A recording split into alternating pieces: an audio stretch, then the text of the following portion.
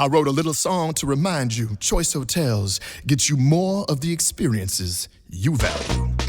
The Cambria Hotel's got it all. A rooftop bar, have a ball. Cocktails up here feel just right. Is Cambria amazing? Alright. Bring a date, your team, or even your mom. Book direct at choicehotels.com. See you on the roof. Listen, all you New Yorkers. Taxi! Okay, man, we're looking around. This is the 77 WABC minicast. We have with us Bonnie Brady, and she's in charge of, she'll tell us her exact title, and she's in charge of saving the coastlines because those windmills are destroying the coastlines.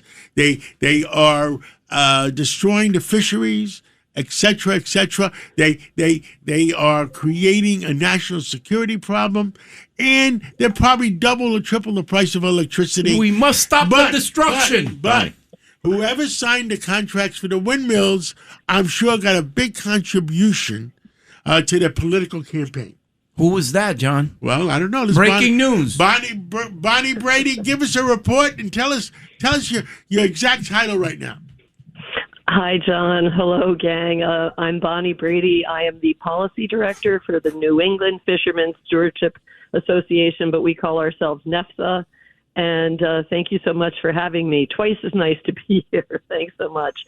I really actually appreciated listening to Administrator Loeffler when she described farmers and how you wear many hats, because fishermen are exactly like that. And her office has tried quite hard to bring issues of importance through the Office of Advocacy to the public and to the administration. So we appreciate that. And unfortunately, I'm in Connecticut for a fish meeting here at the New England Fishery Management Council in Mystic, but would love to have her come out east. And Bonnie, we don't have all day. We get to the point. Tell us about the damn windmills. And tell us who caused it. And who's responsible? Who signed the contract and who got possibly got the political contributions? Well, I mean, depending on which contract you're talking about. If you're talking about I'm Empire, worried about Long Island, where I have my summer home. Well, exactly. Well, Empire Wind, that was pushed initially by Governor Cuomo, and then when he got out, we have Governor Hochul, but it was NYSERDA, that's the New York State Renewable Energy Development Group, that does that. They approve that one. Okay, tell us how they're harming the environment. Let's get down to the facts. How do they hurting the environment?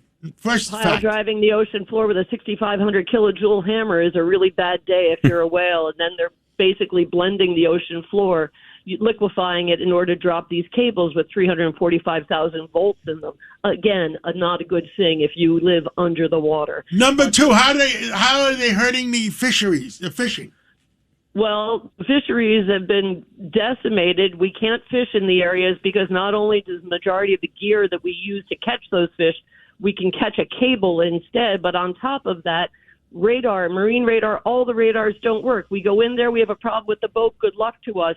Search and rescue helicopters can't come into the area. They can't fly low enough, and they can't see if there's fog or bad weather in order to be able to help us. And number three, how are they hurting national security? Every way you can imagine. NORAD, 3,000 miles out, airport radar out to however many miles, all of it, it doesn't work. The windmills throw false targets in radar. So when you're looking out with radar, which is line of sight, you can't tell what's real and what isn't. We've got pictures of marine radar that looks like spirograph. Number four, how much are they going to increase the price of electricity compared to what it is now?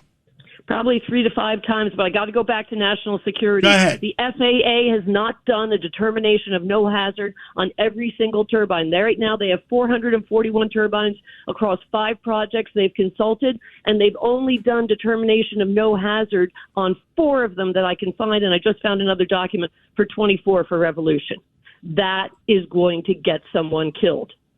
Bonnie, who can get rid of these? Who can get rid of these? Who has to sign a document to end this? Well, President Trump is right on top of it. Okay. Go ahead, Bonnie. I mean, basically, we have tried. The Department of Defense, they did not, the prior administration that approved these things, it doesn't appear in any of the documents I can find. They did no DOD red teaming. They didn't do testing for electromagnetic interference.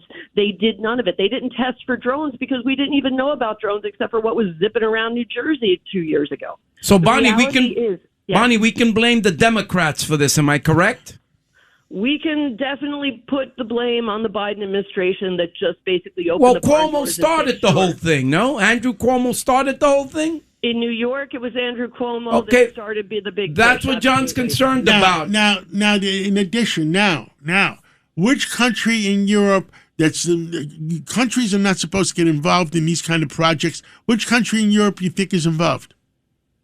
Oh, for all of these projects? Oh, we have Equinor, 61% owned by the Kingdom of Denmark.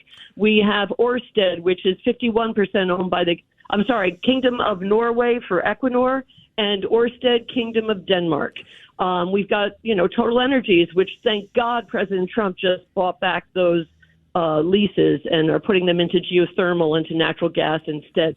Thanks so much for that. Next time anyone happens to talk to in addition, tell us, after the project is finished, they sell them off to leasing companies, and when the blades fall off, who's responsible?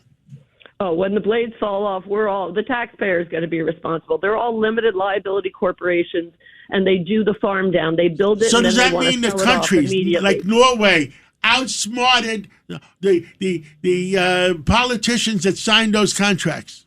Look, you had governors up and down all of the states since the 2000s to when Corzine was in charge of New Jersey talking about the green energy revolution. They sold out the citizens of their states, and they could actually have sold out our national security. Corzine worked for Goldman Sachs originally. Exactly. Yes. And who got the contracts? Goldman Sachs owned 18% of Dong Energy. We should go after Corzine. 2018. Nobody goes to jail. DOJ. Bonnie Brady, another major question, though. It's not everyone who has to suffer from this. Remember when they were going to build the wind farm off of Cape Cod, and all the liberals on Cape Cod with money objected because it would block their beautiful view. So, one rule for me and one rule for thee. I remember my friend Teddy Kennedy. That was Teddy Kennedy. Kennedy said it ruined his view. Right. It wasn't just that, though. I know a lot of people that fought like hell for Cape Wind for years. The documents were there. I gave some of the documents because I was fighting Empire back then to the people with the Protect Nantucket Sound. All the same situations. They talked about the radar then. There was a guy, I can't remember his name, who was the father of modern radar. He did a report saying, don't do it, you can't see. And we're talking not just for national security. You've got pave paws off of Cape Cod. That's part of NORAD, sees thousands of miles in case something's incoming. Like I've said before, Sweden, 12 out of 13 offshore wind sites they canceled because it would reduce the response time to react from 2 minutes to 60 seconds when something's headed toward their shore. Bonnie, I am happy that they're not putting them on the Hudson River or the Harlem River. They don't put them on rivers. You put them in where the wind is. Yeah, well, the socialists could put them everywhere. The Atlantic Ocean. Look, it's not only that. They're only 38% of what they say they're going to be. 1,000-megawatt project, you're only going to get 380 megawatts. You're going to get more in the wintertime when we don't use it because on the East Coast we use natural gas for our heat, and less in the summertime when we really do need it. I used to call this the Emperor's new offshore wind clothes salesman. It's complete garbage from start to finish. If we get President Trump to take them down, how do they go down? Do you have to chop them down? Do you have to cut? How do you get them out of there? You can use vibratory pile driving to basically shake them out. And the cables, there's copper in them. They're worth a lot of money. I know because I met some guy who worked for one of the companies. He said, no, somebody would get that in a minute. There's a company that did the Baltimore Bridge.